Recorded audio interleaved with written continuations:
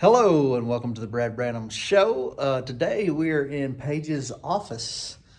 She is an art teacher and she's going to show us around today. Holiday wise, it is Hug Your Cat Day.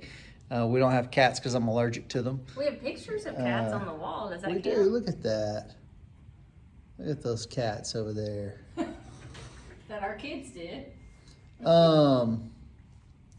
So it is also Christian T-shirt day, which I don't have any Christian T-shirts, at least not many. I think I have maybe one, but this is a T-shirt. And I don't ever. It's Christian T-shirt day. Yeah, Christian T-shirt day. One. Yeah, I don't usually wear camo, but I was speaking at a Christian event, and the theme for the event was camo. And shout out to my friend Michael McDaniel. He bought me this shirt because I didn't own a great deal of camo. So this is my version of a Christian T-shirt day attire. Okay. Truth be told, I didn't want to iron and I was feeling lazy. And I was at the bottom of my T-shirt drawer and this was it. So, all right, so show us around. It's also National Cheese Day if you want to celebrate that. Paige and I both had some mozzarella sticks. Yeah, I celebrated. Didn't even know. Yeah. National Cheese Day. So show us around. I should have given that one to our daughter that asked me for one because I had one left. Sorry if I look sweaty. It's because I'll show you in a second, but I've been doing preparation for the kiln. So this is the painting room. This is, I feel like I'm being followed because I am. So it looks weird right now. There's not a ton up on the walls, but during the school year there is. It's summer. We're about to be in here next week for a class I'm teaching where we're doing a lot of different media. Oh, he's turning my thing around. So this is it. I mean, it's not that super interesting. This is our weird computer lab that we have for some unknown reason. I guess they taught graphic design at some point, but we just use it to store canvases because why not? So, there, I'll show you in here where we keep all of our paint. Lots of paint. Don't get too far ahead. Okay, sorry. I don't have one of those fancy gimbals, so it's going to be moving a little bit. See, lots of paint. And then stuff for collage down at the bottom.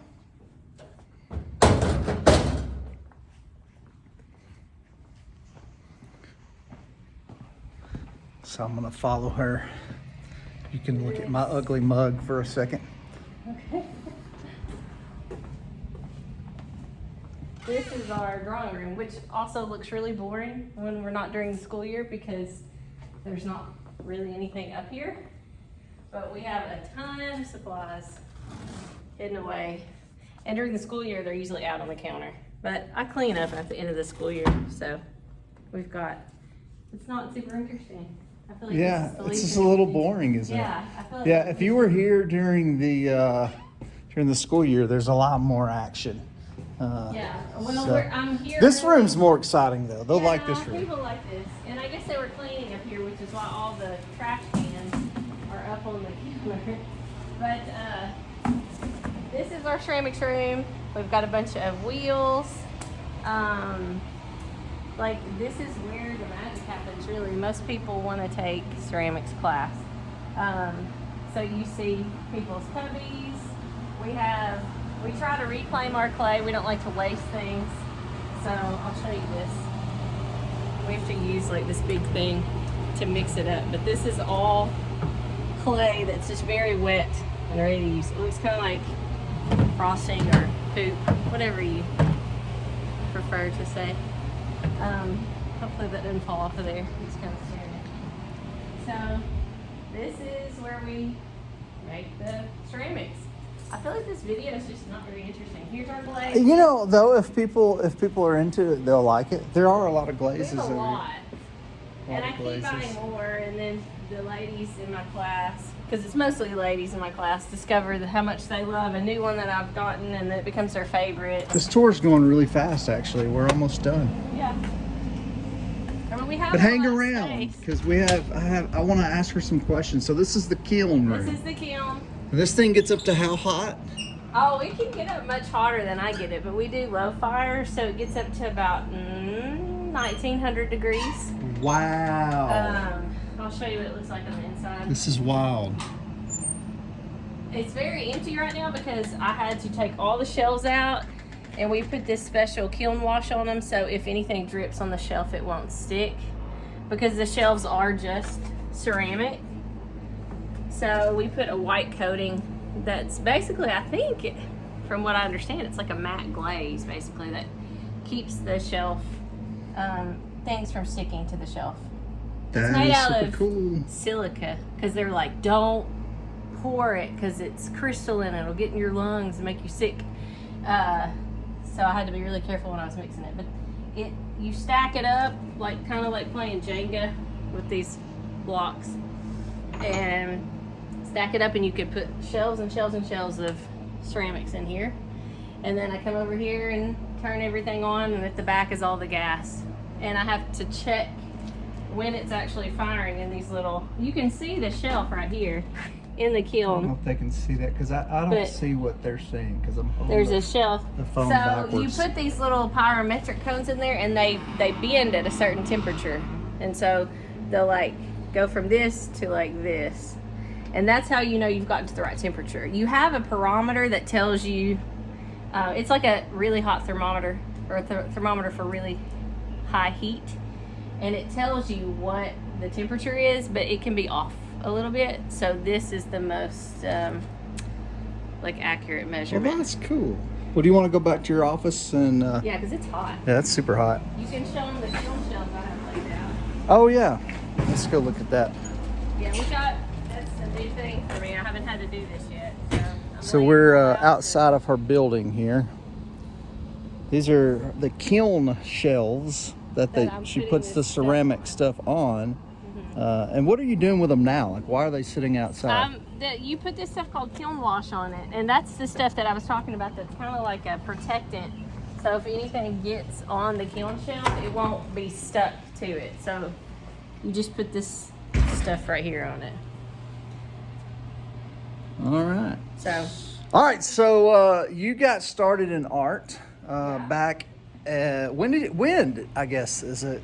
I shouldn't answer the question for you. When did you get started? I've done art as long as I remember. So, like when I was a kid, I drew all the time. I would always draw little girls in dresses, fancy dresses like princesses and stuff. And I took art class all through school.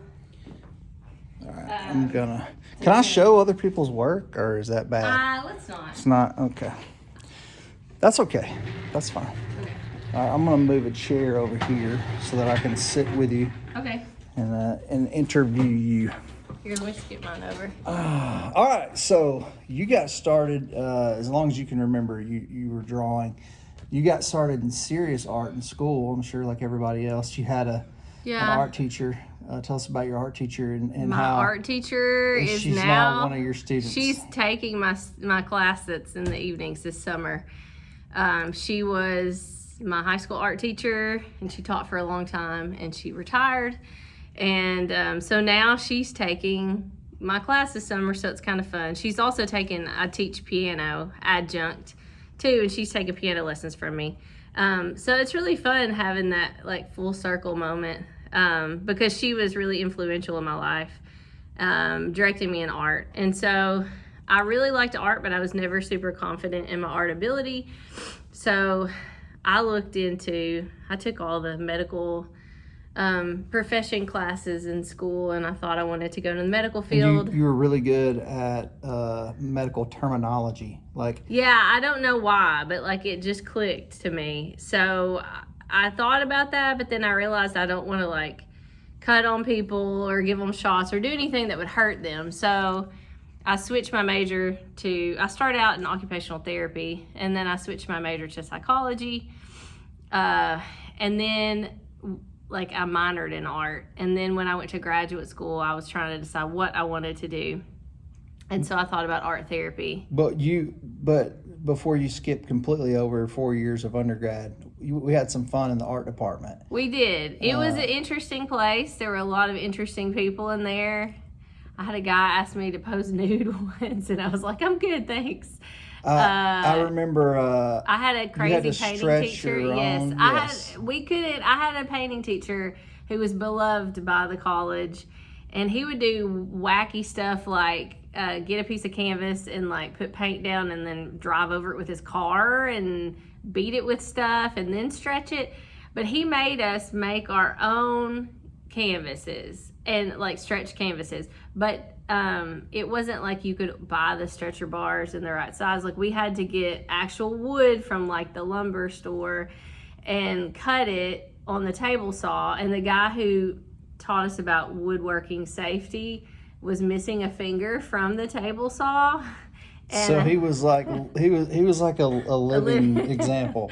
And He's like, so, you really do want to take this cautiously, folks. yeah, and so we had to split it very particularly, like at an angle, all the way down the length of the wood, and then that was what we used to make our stretcher bars. And I don't know how many pieces of wood I accidentally cut through trying to miter the corners. And then if it was over a certain size, you had to have a crossbar, and you had to just notch it to make like a little chiseled out area so the other piece of the wood could sit down. It was a whole thing. I don't want to bore you with all the details. But, I mean, it took hours and hours to do this. And then that's before you even got started. But I will say, having that experience made me appreciate the work, because now that I'm teaching art appreciation, we're studying about art like from long ago. And you think about, they had to do it that way. They couldn't run down to Dick Blick or Hobby Lobby or wherever you get art supplies from and just buy a canvas. They had to, I mean, back then they may have been looking for ways, you know, they had to source the canvas too. I mean, it didn't just come ready-made in a factory. Right. So it was before the Industrial Revolution. They had to find ways to make I guess things work. the earliest art that we were aware of was on cave walls, right? Yeah. Yeah. So, And do you go that far back? In we art do. We appreciation? talk about a lot of fun That's stuff. cool. But we talk about all the wacky things they used to make art back then. And it's just funny because artists will find a way. If you have this innate like need to create, you'll find a way, whether it's drawing in sand, drawing on cave walls, mixing your own pigment out of berries and stuff. You know, people find a way to make art. All right, so when it got time to go to grad school, I cut you off a while ago on that. Tell us about that adventure and how you chose what you chose. Well, I chose art therapy because I'd had a teacher that taught my medical classes in high school that was like, you would be good at art therapy. That might be something you'd be interested in. And so when I was looking at what I was going to do for graduate school, I started thinking about art therapy. And I've always loved art. And I had changed my major from occupational therapy when I started in college to psychology. So those two go hand in hand. And that's actually what's required to get into graduate school for art therapy. Either an art major and a psychology minor, or the opposite. So I know that art is therapeutic in nature, but art therapy is a very specific. Yes, and no, we don't do the ink blots like people always think. You do those ink blot things? No, that's like a psychologist. They do the Rorschach ink blot test, but they trained us in how to see indicators of different kind of mental health issues and family issues in artwork of mostly children, but adults as well, and just the therapeutic properties of making art. Sometimes just art. I mean, I feel like that's the philosophy I have here, is just making art is therapeutic. Mm-hmm. It's actually science-based. Like it involves I'm not good at art at all, but I always enjoyed coloring. You know, it's with anything. Like when So- there's a perceived success, it boosts your dopamine, your happy hormone, and then you associate that event with happiness, and so you continue to do it. And so the Right. more you do it, it actually kind of becomes addictive because you feel happy when you do it because you know that it's going to boost those neurotransmitters. that's like me and eating Sonic. Yeah, except then your stomach hurts maybe later, I'm and just then kidding. that's. But, All right, but it's so- with anything. Video games. That's why kids get into video games. It's like the little dopamine. It jacks your dopamine up. So you during your career in the therapy world, you did a ton of things, and we don't have to get to all of it because we're already at 14 minutes. But you did work with kids, you worked with adults, you worked at one point in the state prison system. Yes. With mentally ill inmates. At one point, you worked. Remember, early in our marriage, you worked on intakes and whether or not. Oh, I hated that job. You would just get- because it woke me up at Yeah, night. you would get you had a pager and it would go off. At like midnight or 1 a.m. And you would- and some it would be kid was some- yeah, some- losing their gourd Yeah. at the police station, chasing their mom around the house with a kitchen knife Right, or or something smearing crazy. poop on the wall or Yes, something and weird. I had to and decide. you had to go and, I had to go and assess them to see if they needed to go inpatient at the psychological hospital or if they could just. You also okay. spent quite a bit of time during your career working in either pregnancy resource centers, which is you spent many years doing Yeah. that, or in foster care, helping families get involved in foster care. And so you've done a whole lot of therapeutic stuff, which is super commendable and awesome. And now you are still, I mean, arguably, you're performing a public service and teaching art, but you really love this, right? I mean, like this is. I love it. I loved what I did in those other jobs too. And I think I did okay at it. But I feel like with art therapy, you always have to be on and like really be intently paying attention to your clients, like art and how they're making it and what they're trying to say through their art. And it takes a lot of thought. And I think the older I get, I just like simplicity. And art making in itself is simple. I mean, it's not. It's difficult, but you don't have to make it difficult. And so I think that's what I like about it. I can teach somebody a new skill and then just step back and let them like take over. Let their creativity that I feel like is innately in all of us. Sometimes people, maybe there's just buried way deeper, but I feel like we all have this ability to create. And so I think that I like this because I can watch other people and they have an idea and then I get to see it at the end and like see how they, and the way I thought it would play out is probably different than the way that their creative mind makes it play out. So it's just really fun. It's like some of the other professors, the other instructors, they're busy doing like at the end of the semester, they're busy doing like grading essays and things like that. I mean, I don't have that. If I have somebody that's degree seeking, I have like a rubric that I grade their art on, but I'm constantly, like I was doing out there in the heat, like making preparations for people to be able to create their art comfortably. So preparing the kiln so that it's ready to go next week when I fire it and things like that. So there's upkeep involved too, cleaning up the materials, making sure everything's kept up nicely so they have a good space to create. All right, so in conclusion, you're at the community college level, so there are a lot of folks at this particular school. Probably there are a lot of traditional students, but there are also a lot of people who are at some midpoint in their career and decide, I think I'd like to pursue something different. Also this summer you're doing, I know, an art camp for children. Yeah. And so whether they're children exploring art for the very first time or adults maybe rediscovering art, if there's anybody that watches this that's at a similar place in their life where they're like, man, I'd like to dig in more to artistic expression, what would be your advice to them? Do it. That was a lot of setup, and you're like, do it. Just do it. Just do it.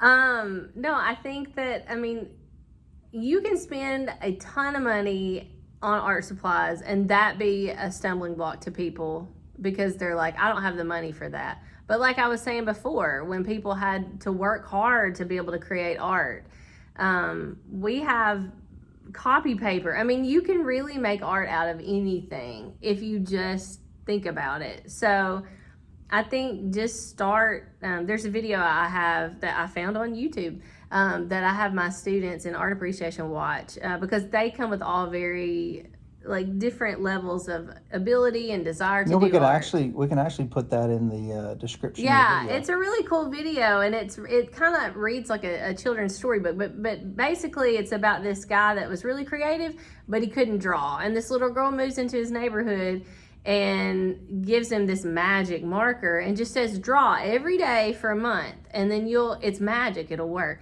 And so he does, and the more he practices, the better he gets. And so I think that's the thing. You just have to start. I mean, it's a doodle, whatever, and just do it. And if you want to change your career around it, find resources and classes in your area to start taking.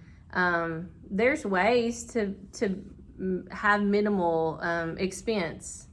And I'm sure that if anybody has any specific questions they want to drop for you, they could probably do so in the comments, right? Yeah, I feel like unless you're really into art or me, which I don't find that interesting, they might be bored by this video. But no, I think we'll put it out there into the void anyway. I think people will really like this. I think I mean, like, how many times have we been in a bookstore and met someone whose daughter was interested in art therapy? Or yeah.